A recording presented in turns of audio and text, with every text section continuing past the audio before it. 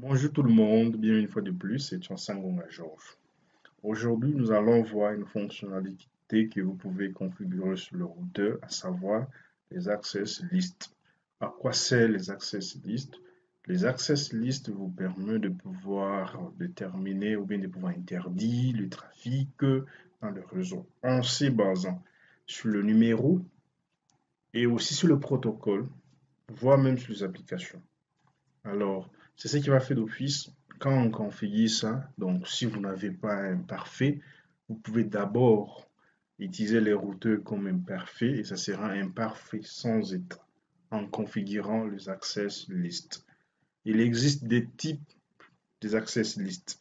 Il y a ce qu'on appelle les access lists standards et les access lists dits étendus.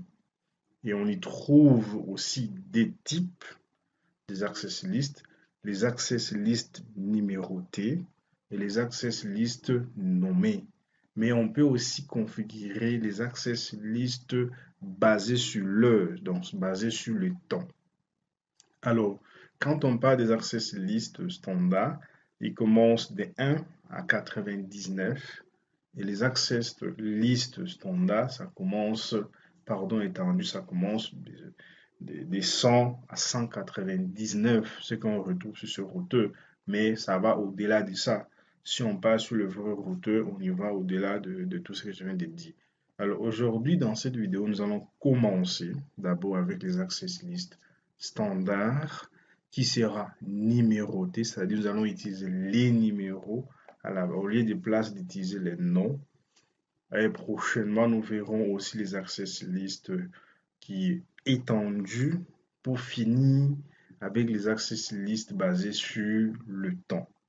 Alors, le principe, c'est comment?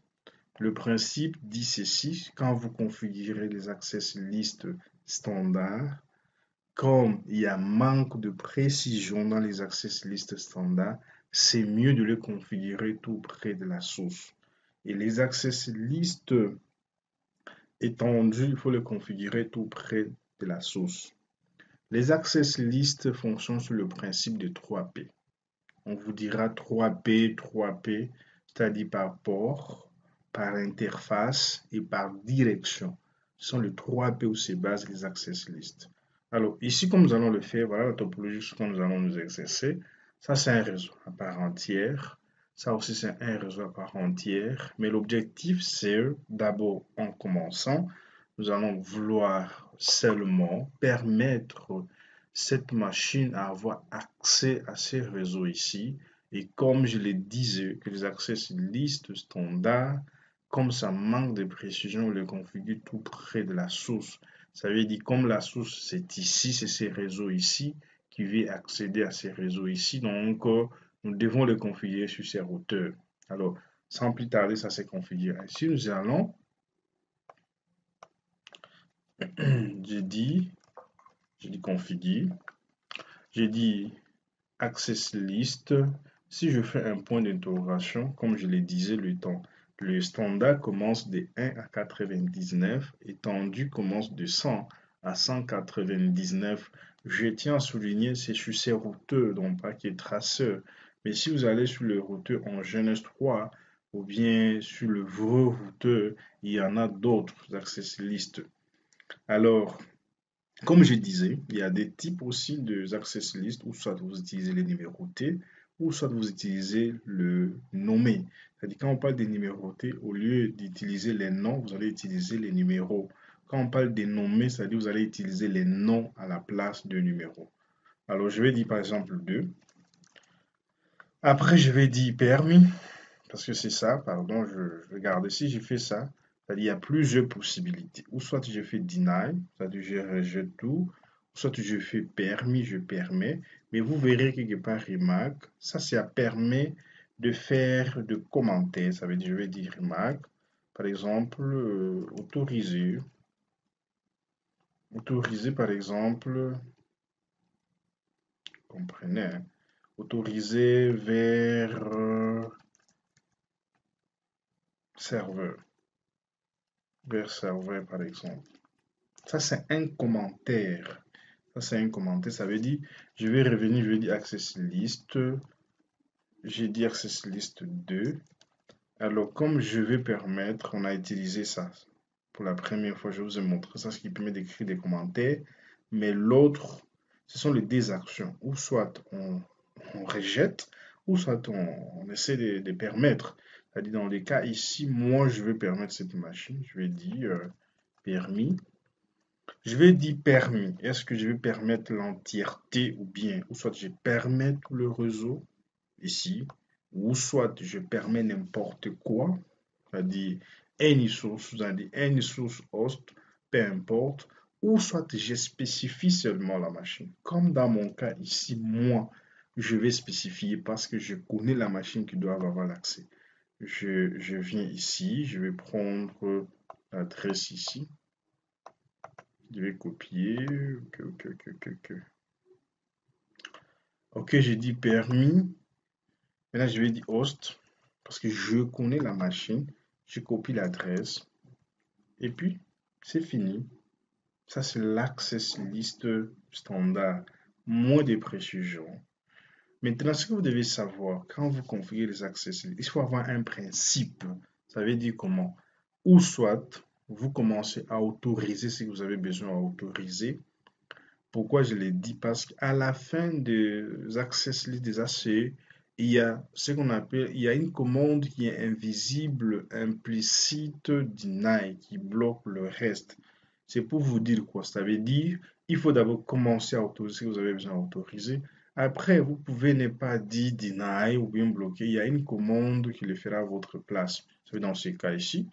Si je fais par exemple cette liste de permis host, même si je ne dis pas deny, il y a déjà une deny qui est implicite qui va bloquer le reste.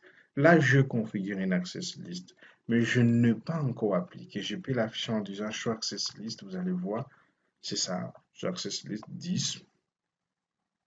Voilà. Donc, ça suit l'autre.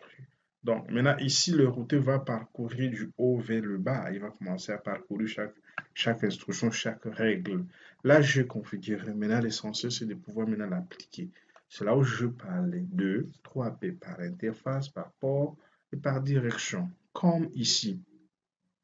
Nous quittons dans ces réseaux ici pour aller. Est-ce que nous allons d'abord laisser que le paquet entre, traverse le routeur et on va venir, alors après on va vérifier? Non, parce que regardez, au lieu de laisser que d'abord le paquet entre dans le routeur, parce que quand ça entre dans le routeur, vous obligez le routeur à fouiller dans sa table de routage pour vérifier la direction, pour chercher l'interface. Il vérifie d'abord dans la table de routage s'il y a les réseaux ou bien s'il y a une route avant de pouvoir chercher l'interface par là où ça doit passer. C'est mieux de le placer ici.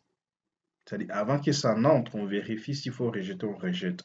D'où je vais venir ici. Je dois dire interface G00. J'ai dit IP Access Group. Voilà maintenant ce qu'on applique. IP Access Group. Je dis l'access list, c'est 2 que je configurerai. Et puis je vais dire dans quelle direction. Parce que regardez, il y a in et out. Ici, quand on quitte ici, on entre. C'est en entrant in, donc je mets comme ça. Et là, j'ai appliqué l'access list. Je peux faire show running. On va voir, on va aller sur l'interface G00. L'interface c'est où? Voilà. Ici, on a appliqué hyperaccess group 2. Le 2 ici, c'est le numéro d'access list. La direction, c'est à in.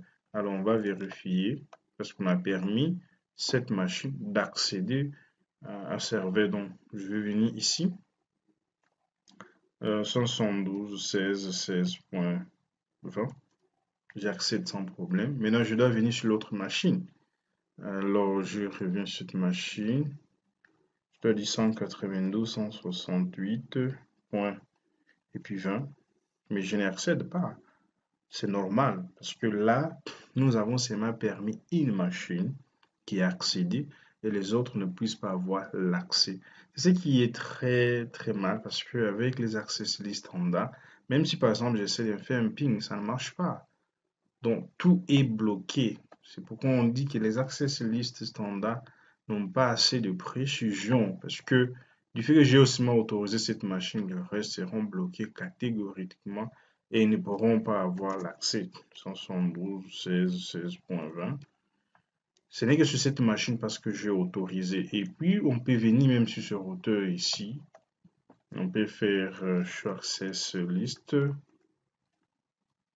Je valide et regardez le nombre de matchs.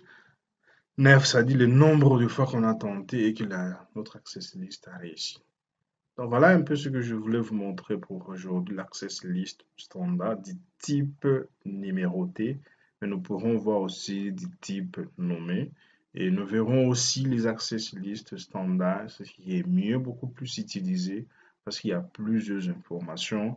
Et nous verrons aussi des access list qui est basé sur le temps, c'est-à-dire en fonction de temps qu'on peut les appliquer. Voilà un peu ces quelques fonctionnalités que vous pouvez configurer sur le routeur qui joue d'office d'un parfait si vous n'avez pas encore un parfait.